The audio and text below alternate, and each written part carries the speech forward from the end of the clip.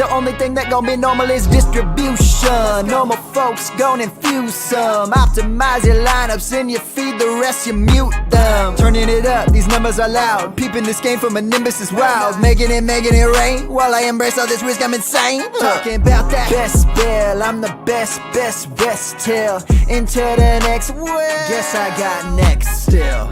Best bell, I'm the best rest till into the next well. Guess I got next still.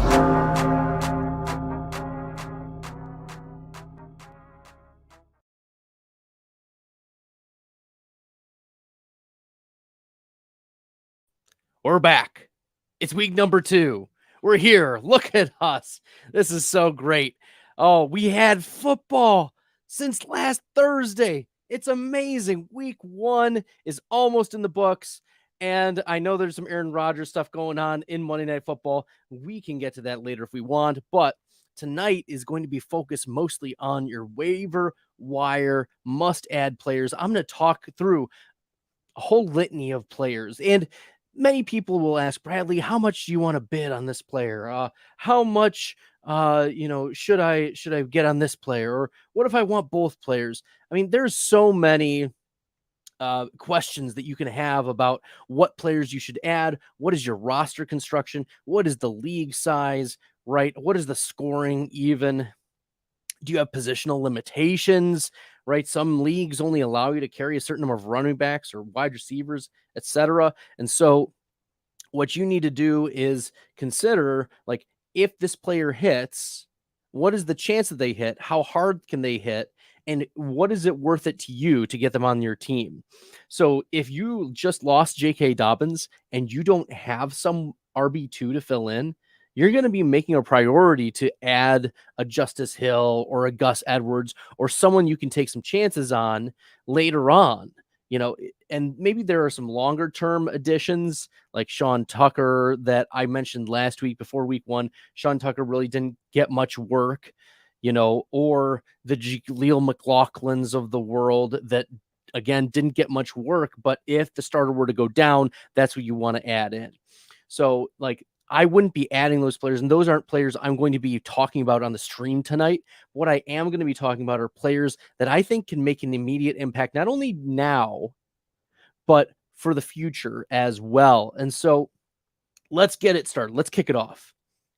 The first player that you should consider picking up, must add running back Justice Hill, because Justice Hill and Gus Edwards both had 8 attempts, right? J.K. Dobbins was getting the lion's share of the carries right off the bat, but J.K. Dobbins goes down, officially torn Achilles. He is out for the season, and it's a devastating injury. Let's just take an aside before we dive into Justice Hill. It's a devastating injury for J.K. Dobbins because he's out for the year. He's probably out for part of next year. It's going to be difficult for him to work his way back within a year from an Achilles injury. We saw a few other players work their way back from Achilles injuries and have mixed results, right?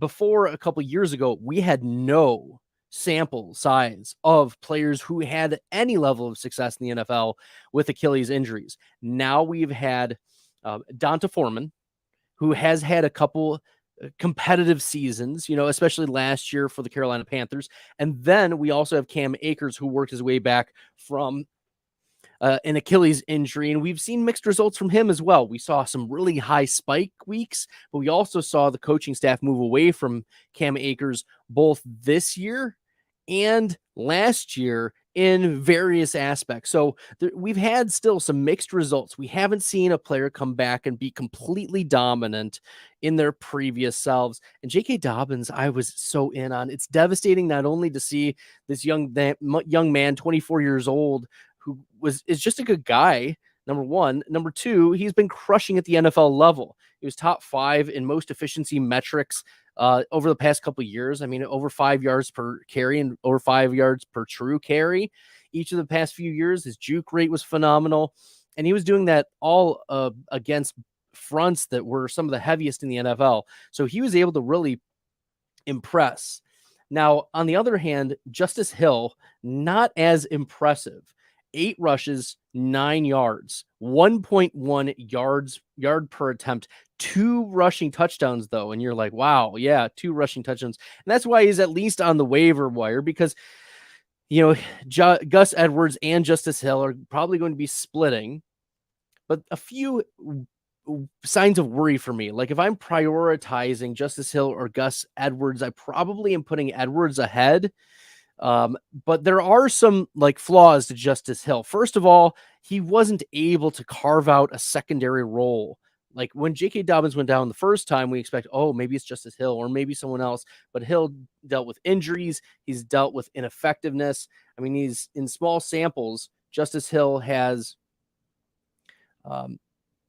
he has extreme athleticism. So when he breaks off big plays, he can certainly do it.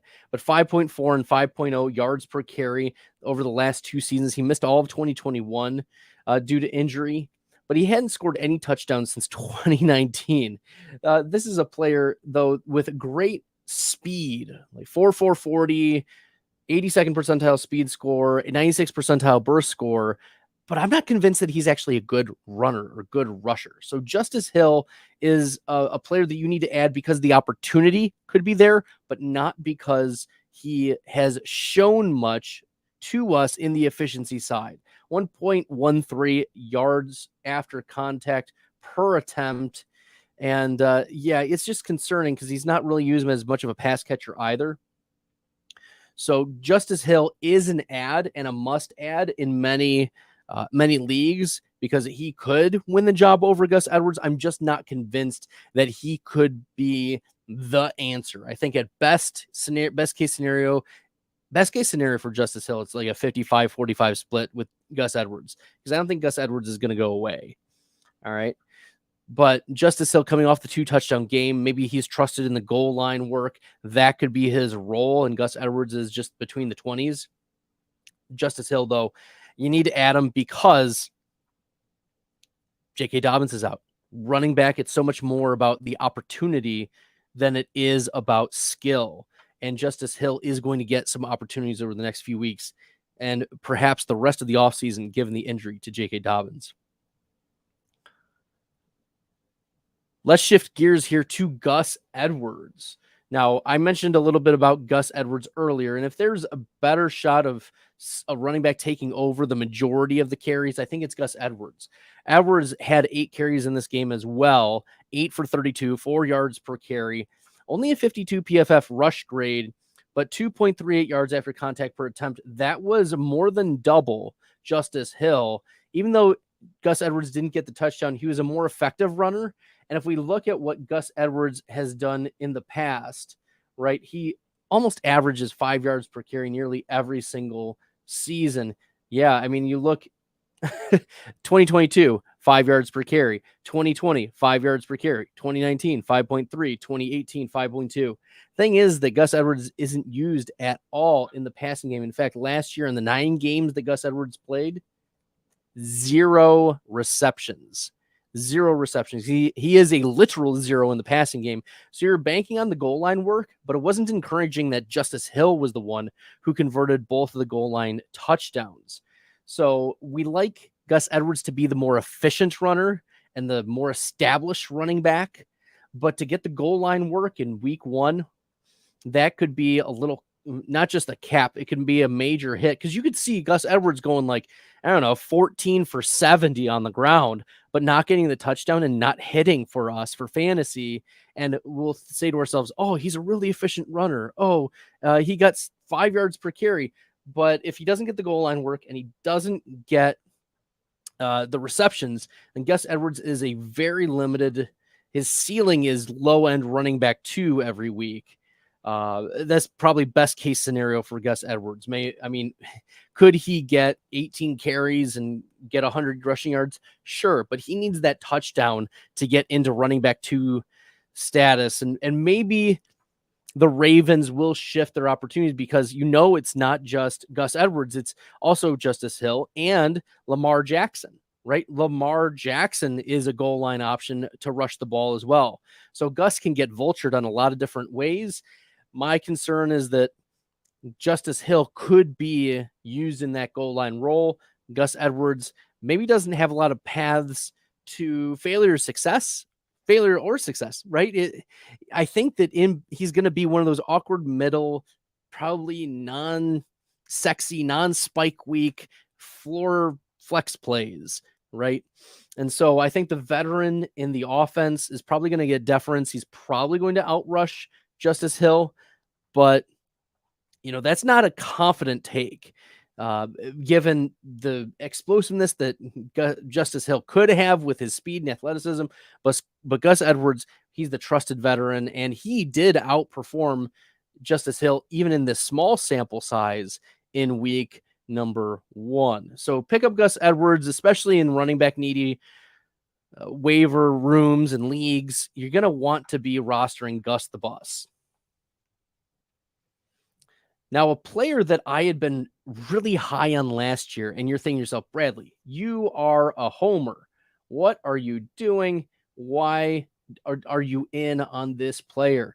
It's Kyren Williams, running back for Los Angeles Rams. And Kyren Williams, out of Notre Dame, product of the Fighting Irish.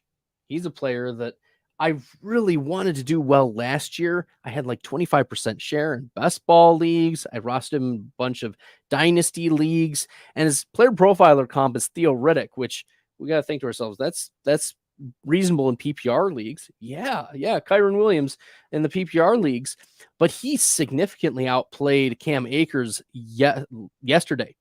15 carries, 52 yards, 2 touchdowns, and a 75 PFF rush grade, nearly 3 yards after contact per attempt.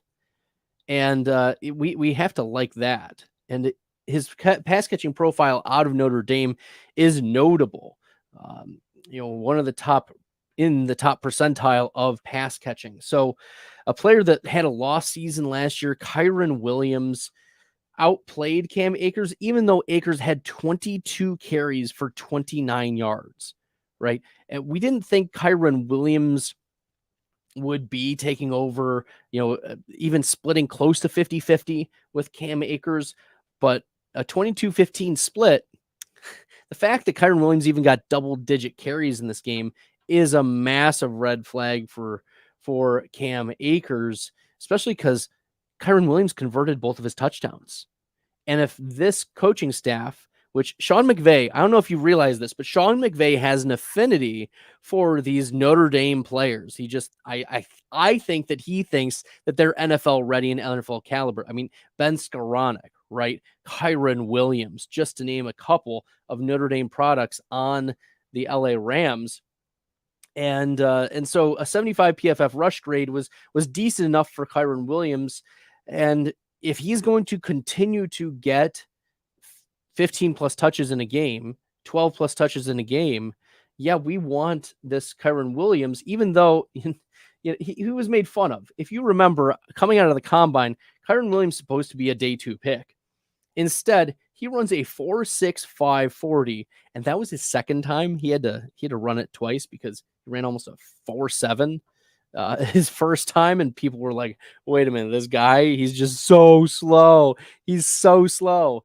But a 4.65, 35th percentile speed, but an 88th percentile college target share. Kyren Williams is a player that we want to be having rostered. And unless you're on a really shallow league, Kyren Williams should be on your radar to be picking up and probably putting a decent amount of fab behind him, given how fickle and finicky the LA Rams are and how Stafford leaned on his pass catching running backs back in Detroit. If you remember, I said the player profiler comp for Kyren Williams is Theo Riddick. Again, a Notre Dame product, pass catching running back. But who was teammates with Theo Riddick back in Detroit? Yeah, that's Matthew Stafford. So Stafford knows how to use this type of player in his offense effectively. And if they're giving Kyren Williams goal line work, watch out. That's massive. That's a huge deal. Okay. There we go. All right. We got some people in the chat. Shout out to the chat. The chat is great. Chanks. Kazito, how you doing? Yeah, the Kadarius Toney video was awesome. That was That was fire. That was great. I told y'all to not play Kadarius Toney, and he gets like the worst PFF receiving grade in the last 5 years in the NFL. So that worked out pretty well. I did not get my Isaiah Likely take. Y'all probably coming in the comments and saying, "Hey, Bradley, Isaiah Likely, I'm never going to listen to you again." Like, we win some, we lose some. That's the thing, is like, I'll celebrate my victories. I'll say sorry in my defeats. Like, this is just part of the gig. You get things right, you get things wrong. And I think it was still the right process, even if the Isaiah Likely take didn't work out. Right. And people are like, "Oh, Bradley, you're defending the bad result." I mean, when else are you going to play Isaiah Likely? When else are you going to be playing Isaiah Likely? You're going to play Isaiah Likely when Mark Andrews is out. That's the thing. Yeah. And so, like, I get it. Like, but you have to think to yourself, like, if you're not going to play him when Mark Andrews is in, you got to play him when he's out. And we didn't know how the Baltimore Ravens were going to turn out. We didn't realize that Zay Flowers was going to have 50% target share, right? Yeah, that's wild. That is wild. So I see in the chat, Rodgers is hurt, and a crazy Rodgers is hurt. Hope he gets better soon. Yeah, that would be really bad for all my Garrett Wilson shares. That would be disastrous if he misses significant amount of time. For real though, because we saw what Zach Wilson did last year, and it was really bad. I mean, Wilson still survived somehow, but my back end of the first round, early second round selections of Garrett Wilson would not be paying off if that is a long-term injury for Aaron Rodgers. Mark Folkman, Hayden Hurst or Hunter Henry, a more valuable tight end waiver wire pick? Ooh, I mean, I like Hunter Henry better. I've liked Hunter Henry better. He's had a proven ceiling of being a top 10 tight end, even on the season long. I get the affinity for Hayden Hurst, former first-round pick, but so was Hunter Henry, right? These are both players with strong tight end pedigrees on bad offenses. And I was in on Hunter Henry before the start of the season. I said that Hunter Henry was going to be a top 12 tight end, or 13 or whatever it was, top 12 or 13. And his consensus was like tight end 24, 25. And I feel vindicated, at least to start. Week one vindicated me on a few takes. Like it vindicated me with Calvin Ridley, right? It vindicated me that Calvin Ridley is still a dog, right? He's still the alpha. And that's why I told people we should not be fading Calvin Ridley, because he's good at football and alphas eat first. So anyways, I feel good about, coming out of week one. I didn't get everything right. I didn't get Isaiah Likely right, but not many people did. Not many people did. Even the players who were like, "Oh, I can't get that in on Isaiah Likely," still had him as a top 12 play. So nevertheless, my bullishness was trying to be, hot takey, and it didn't work, but it's okay. Back to your question, Mark, Hayden Hurst or Hunter Henry. I'd lean Hunter Henry because of the previous production profile that we've seen from Hunter Henry. Hayden Hurst has had his up and down years. I think that when DJ Chark comes back, we're going to see a little bit more diversification in the targets given to, Adam Thielen was dealing with the ankle injury. DJ Chark is out. Mingo is in his first game. So there are reasons. Terrace Marshall isn't good. Like I was telling people, Terrace Marshall is just not good. And what does he do? Not much. So Hayden Hurst, I think, could be playable this next week. I'm fine if you want to pick him up, but I would prefer Hunter Henry over Hayden Hurst. Okay. There we go. Mark, thanks for the question. We're going to stay in Los Angeles with this next selection, because we're going to go look at the receivers now in the receiving room. And the biggest wide receiver pickup for the week has to be Puka Nacua. You're like, Bradley, everyone's saying pick up Puka Nacua. But here's what they're not saying. They're not telling you that you should have picked up Puka Nacua over the summer, which I was touting Puka Nacua since March, since before the draft. I have receipts. Look on my Twitter account. Go to @FFStalder. Follow me on there and find my March 23rd tweet. And just see that I was already pointing out you guys need to be checking out Puka Nacua because he's good at football. He went to BYU and was hurt for a little bit his last year, but he still put up one of the best PFF receiving grades that we've seen. He was among qualified wide receivers, the number 1 receiver in yards per route run. And he's a productive wide receiver. He went in the 5th round, sure, which isn't great. It's not a great thing. But when you have such a good player fall that far, it's probably because of some injury or some attitude issue or whatever. No, Puka Nacua is a high quality individual. Like, this is a player that we can get behind. Now, when we look at specifically the wide receiver room from week 1, let's look at all wide receivers just in week 1. Puka Nacua, 6th in PFF receiving grade. He had 14 targets. He caught 10 passes for 119 yards. And you're thinking to yourself, wow, Bradley, like, oh, system wide receiver, Cooper Kupp is not in. Yeah, Cooper Kupp might not be back for a long time. You need to prioritize Puka Nacua because he's going to fit. Oh, it's the Cooper Kupp role. Maybe it's the Cooper Kupp role. Maybe it's the Robert Woods role. Whatever role it is, whatever system it is. Like, I've seen the tweets. I know what people are saying about Puka Nacua. And it's terrible. It's atrocious. It's ignorant. It's ignorant about Puka Nacua because I've been touting him since March when I started doing research for this year's class. Because I'm not like a college football guy. Like I don't like, follow too closely during the college football season. But once the Super Bowl ends, it's rookie research time, right? It's looking up these players, watching some film, looking at the film grades, running your regressions, the whole bit, watching the ADPs, projections and everything.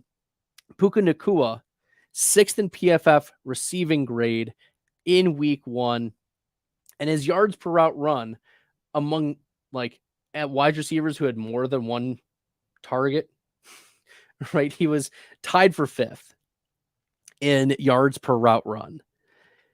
I don't care what you want to call it. Puka Nacua not only looked good, but he also produced. Number 1. Number 2, Matthew Stafford is back. That's why we should have confidence in Puka Nacua, because Matthew Stafford is back. Stafford threw for over 300 yards in this game. He didn't have a touchdown, which is why it kind of hurt his fantasy value, and I think is a sneaky waiver ad. Like, if you're looking for a deeper quarterback waiver ad, Stafford was going as quarterback 23 in best ball drafts, right? So we weren't expecting him to do too much, but I think moving forward, Stafford is a mid-pack quarterback too. This is Stafford. Stafford had 0 turnover-worthy plays, 0 turnover-worthy plays, and over 10 yards per target. This is massive because Stafford only had 1 game like that last year, and he's back. The offensive line looked good enough. They tore apart Seattle. Puka Nacua played well in this game. I mean, just watch the film. Watch the film. Nacua looks like the real deal. So we should be bidding for Nacua. And the Rams are hurting for offense. Like, Tyler Higbee is okay. He's going to get 18 to 20% of the targets. That's fine. And Kyron Williams should be okay in this offense. Cam Akers, I thought Akers would be better, but he did not have a good first game. And we know the answer was not Van Jefferson. I even made a video. This past weekend about how Van Jefferson's not the answer. Van Jefferson, in his 45 career games, his best PPR score, 21 points.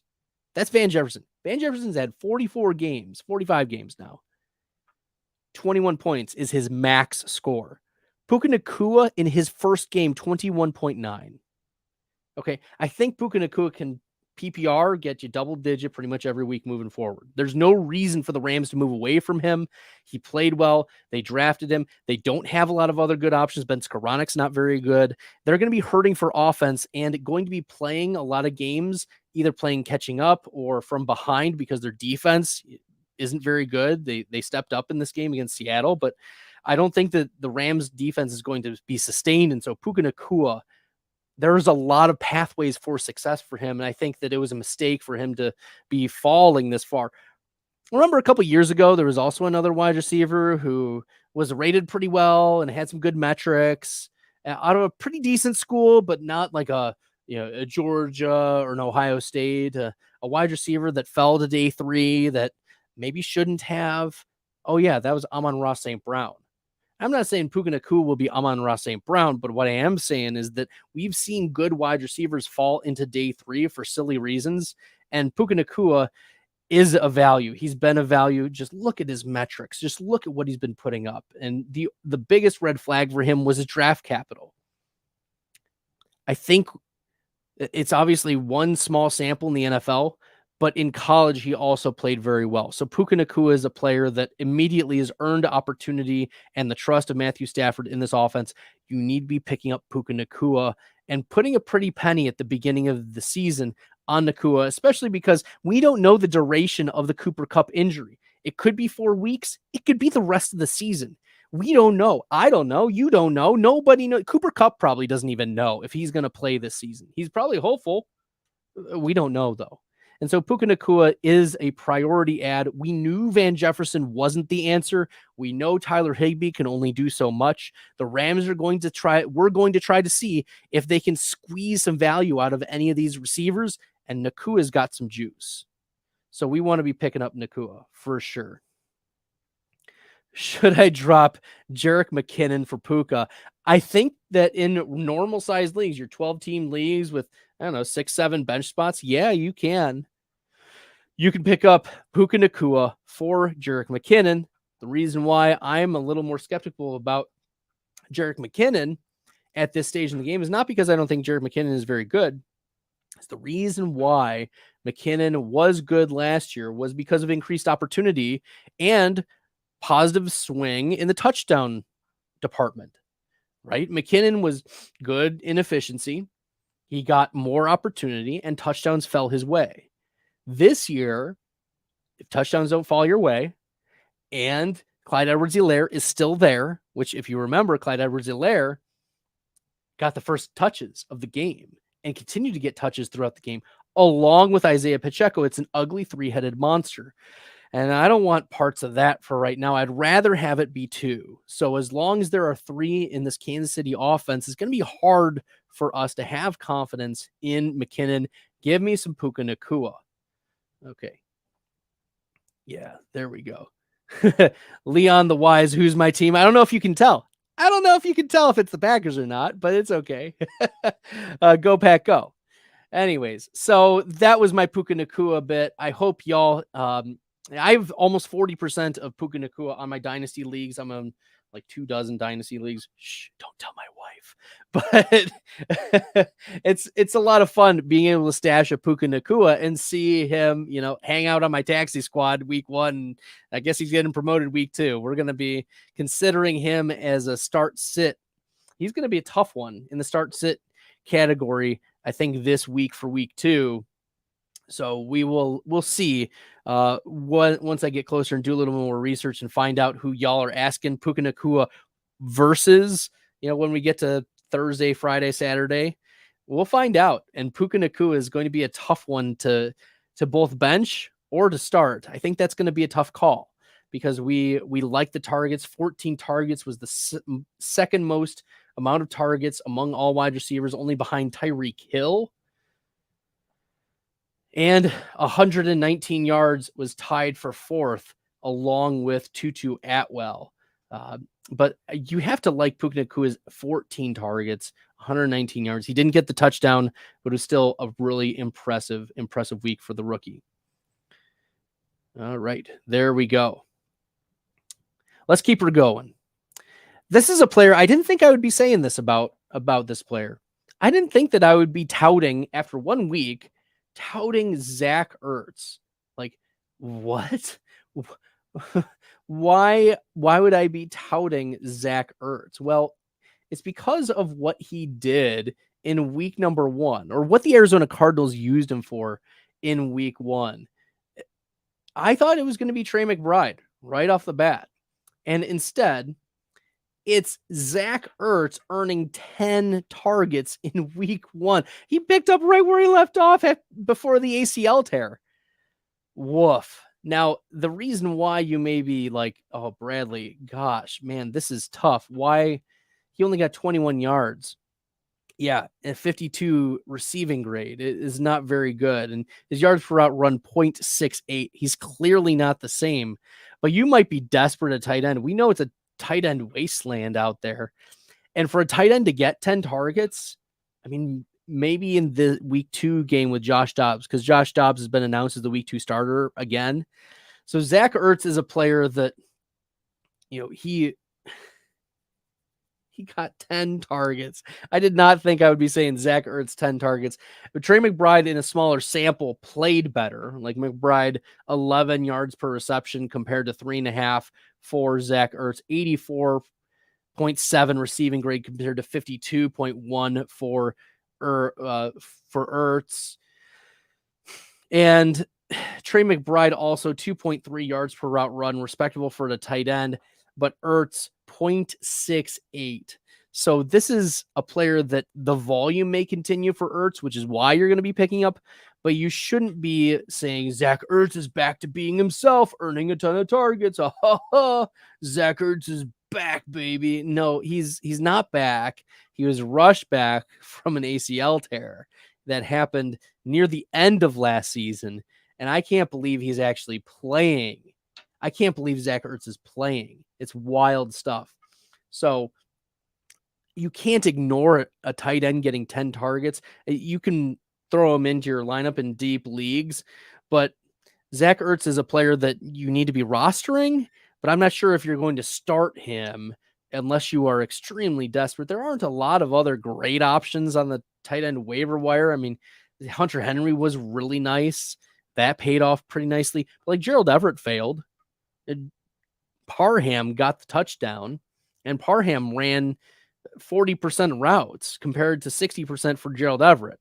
So Zach Ertz getting the lion's share of work at tight end is also a reason why, at least for week 2, you continue to put him out there in deeper leagues as a tight end 2, mid-pack tight end 2. Not a ton of touchdown upside because the offense isn't great. So this is more of a opportunity play, because how often are you going to see tight ends get 10 targets, even in bad offenses? All right, we got a question. Mark Folkman, would you consider 12 to 13% of fab to be too much for Puka? No. I mean, how often are you going to get a starting wide receiver off the waiver wire? I mean, Ben Skoranek would never. Van Jefferson couldn't. This is the thing about, like, we know what the other wide receivers are for the LA Rams. We know they're not good. Van Jefferson isn't good. He's an okay 16% target share type of wide receiver with high ADOT, so he can have a couple spike weeks. But looking realistically at Van Jefferson's ranges of outcomes, he's had one game. Van Jefferson, 45 games. Once did he finish better than wide receiver 28. Once. And it was wide receiver 8 on a 6 for 60 in a touchdown game. Or 6 for 90. I'm sorry. 6 for 90 in a touchdown. So no, Puka Nacua, he could be good. We know the other wide receivers aren't. And that's why we need to give chips in on a player who's earned the routes, earned the targets, earned the trust. I mean, he played very well. And there's no reason that the coaching staff will move away from Puka Nacua. So yes, I would be aggressive about going after Puka Nacua, because how often do you get starting wide receivers in your lineup? I mean, this is also a dynasty play too. This is a dynasty play. So if Puka Nacua is somehow on your waivers in dynasty, you got a massive bid up for Puka, because Cooper Kupp is getting up there in age, and maybe they come back and say, your nerve damage is so bad, you're going to have to retire. And so he retires. And then who's left? It's going to be Puka Nacua for a while in LA. So this year, I think Puka is very interesting. And in the future, I mean, his player profile of comp, Puka Nacua's player profile of comp is Stevie Johnson. Stevie Johnson had 3 straight seasons of 130 targets and 1,000 receiving yards. Sounds good to me. Sign me up. Sign me up for that. So, Mark, I would be aggressive about Puka Nacua right off the bat. Let's keep her moving. This is a developing one. Joshua Kelly needs to be on your waiver radar because Austin Eckler suffered an ankle injury, and the team is evaluating what is going to happen with him. Now, Austin Eckler played pretty well. He left the game due to the ankle injury, but Joshua Kelly also played well. Kelly, 16 carries, 91 rushing yards, 5.7 per carry. He had a touchdown in this game. He did not fumble, but he had the 5th highest rushing grade among all running backs this past week. It's pretty good. And 2.81 yards after contact per attempt. I mean, that was better than Derrick Henry. It was better than Aaron Jones, better than J.K. Dobbins, better than even, your Alexander Madisons of the world. So Joshua Kelly, I think, has clearly earned the number 2 role. If you want to take, if you're in a 32 or 16 team league and you want to take a shot on Elijah Dotson, fine. I don't mind it. But Joshua Kelly is the guy. We know Isaiah Spiller is not the guy. Day 3 pick last year in 2022, Isaiah Spiller was not able to usurp Joshua Kelly. So Josh Kelly is the player that we want. He produced this year. He clearly earned the running back 2 role.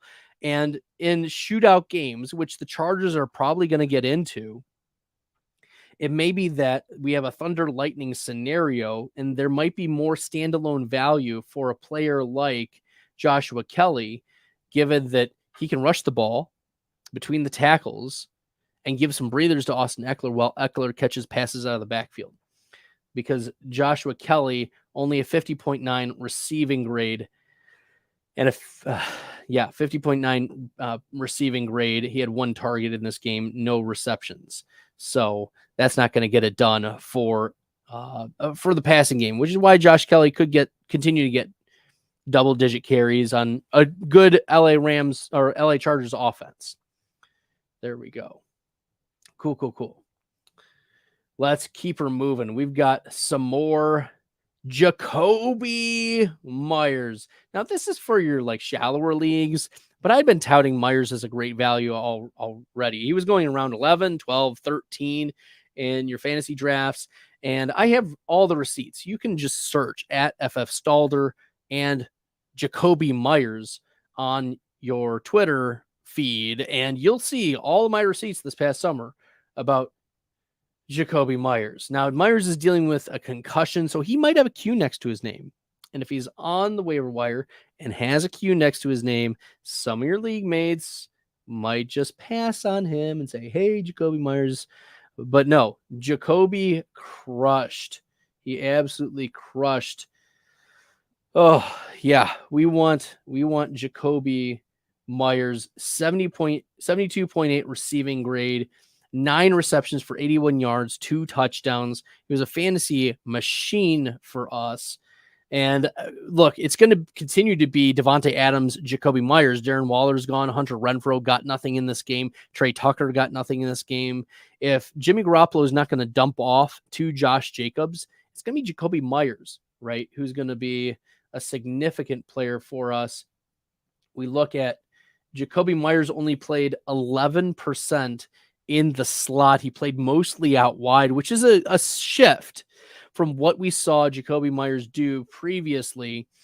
In fact, Devontae Adams played nearly 3 times as much in the slot as Jakobi Meyers did. So if Meyers is winning on the outside, oh, look out. And Jimmy Garoppolo is actually getting him the ball. Look out. We knew Jakobi Meyers was good at football. But this is a great outing. Now, hopefully he can pass concussion protocol and is good to go for week 2. But that's the only reason we should be a little hesitant about Jakobi Meyers, to at least put him in our lineups. But he should not be on anyone's waiver wire.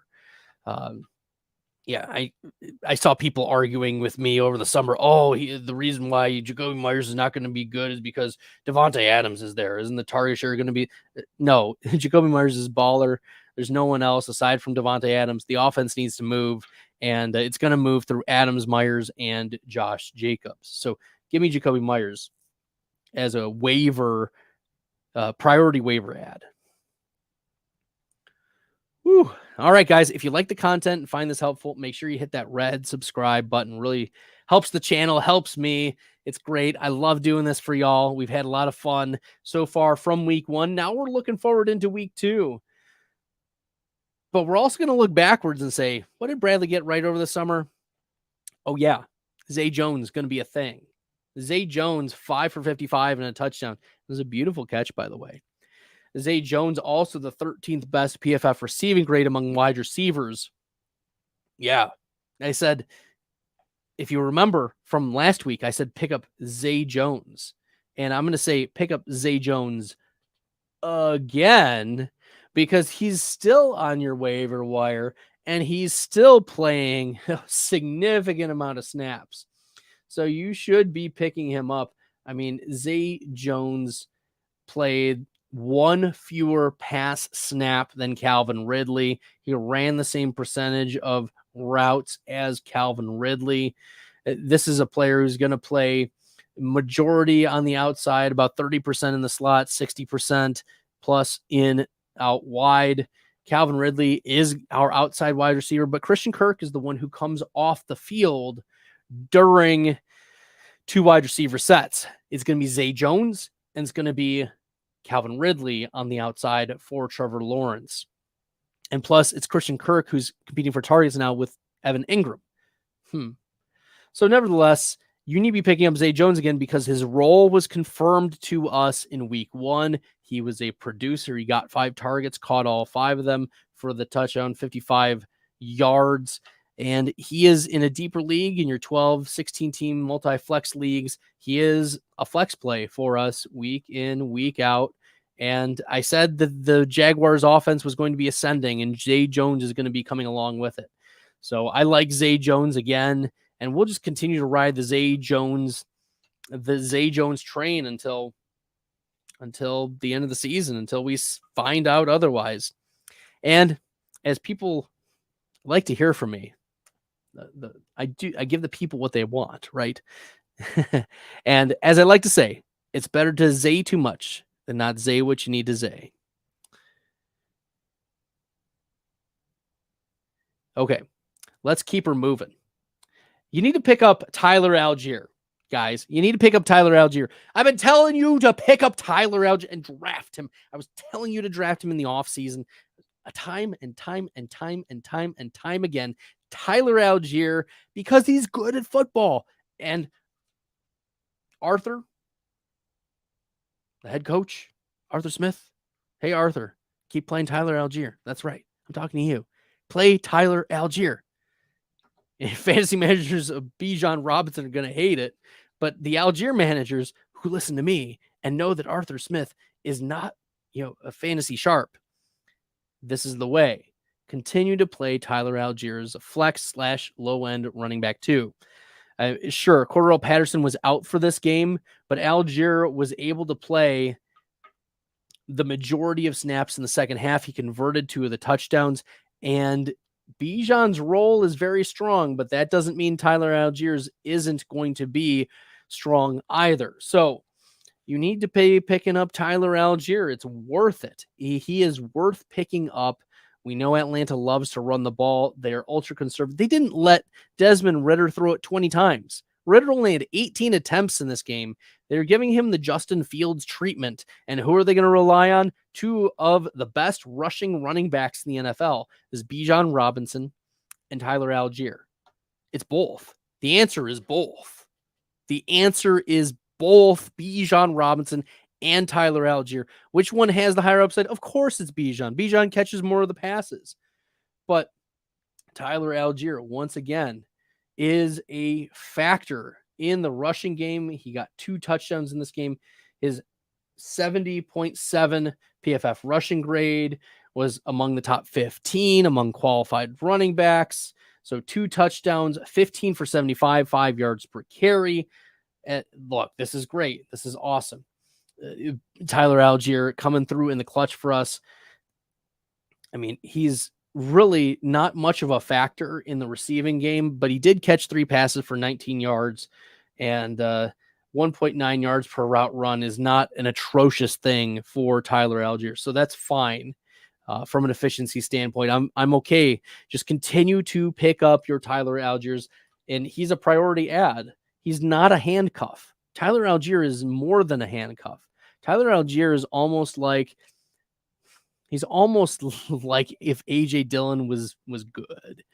Sorry, AJ Dillon, I don't want you catching strays, but Tyler Algier is a better rusher right now behind a better offensive line, again, with a coach who wants to run the ball so much. And if the Falcons are going to continue to win, which Arthur Smith wants to do, and he doesn't care about our fantasy teams, and if he doesn't care, that means he's going to go contrarian.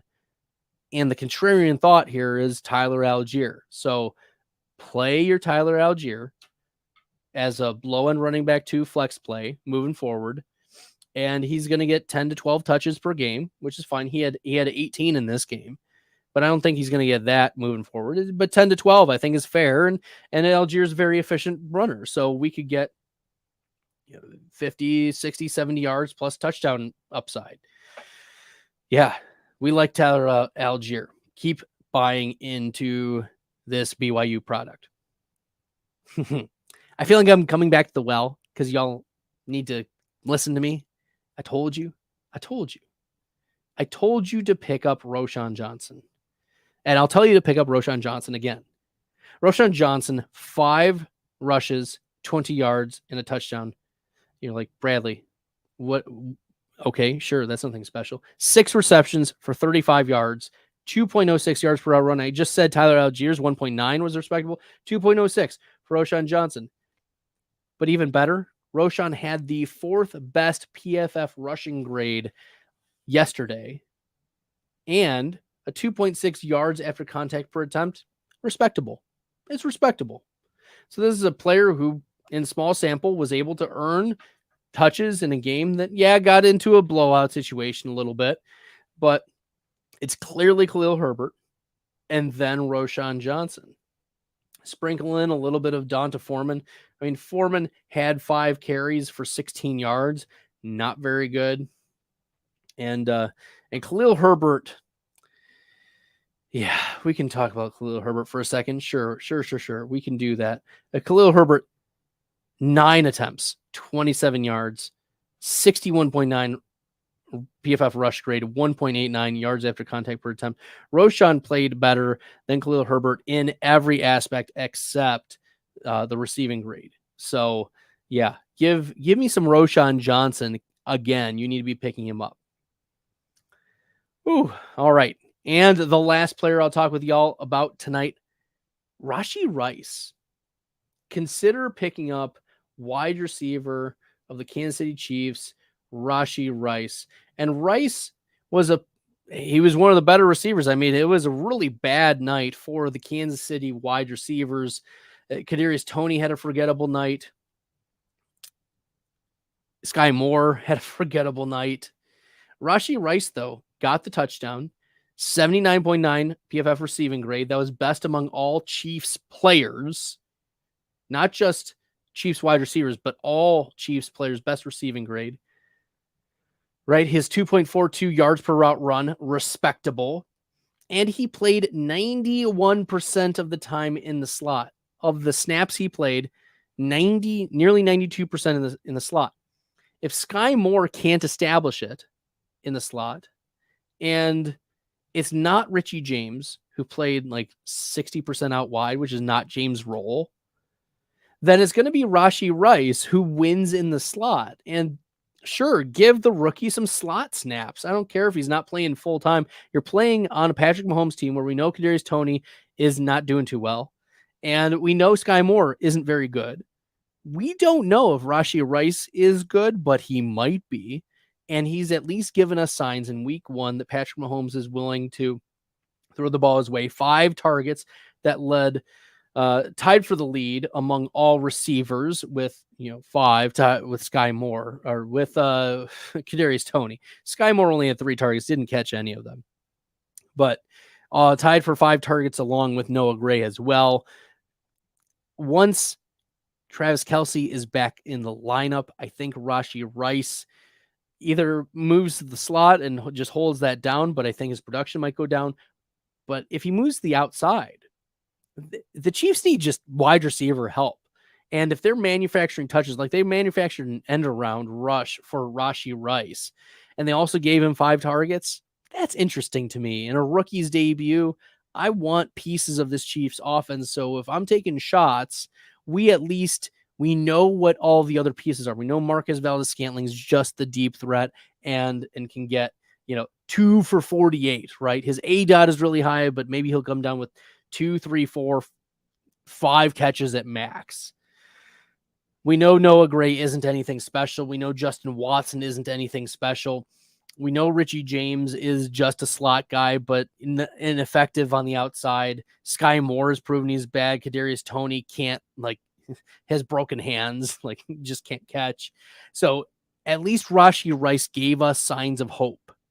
So Rashee Rice is the player that we want to be in on moving forward, unless we find out otherwise. We need other data to contradict it. I would expect that Rashee Rice plays more than just 12 pass snaps in the next couple games. I could see, Justin Ross only played 5, but maybe he chips away a little bit at Marquez Valdes-Scantling or Justin Watson.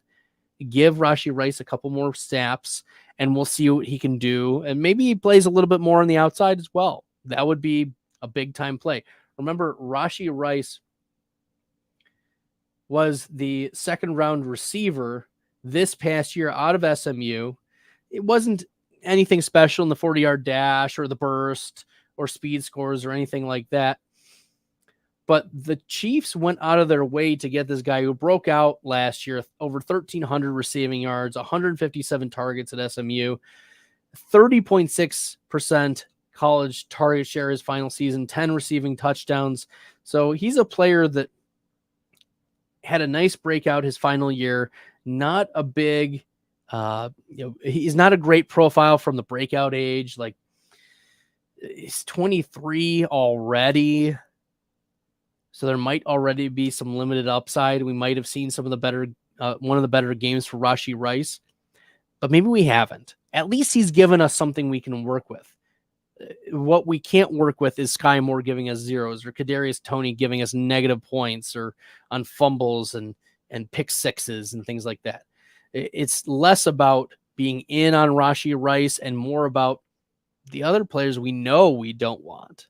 So at least we can take shots on players that might be good. And that is Rashee Rice. We want to take a shot on Rashee Rice moving forward.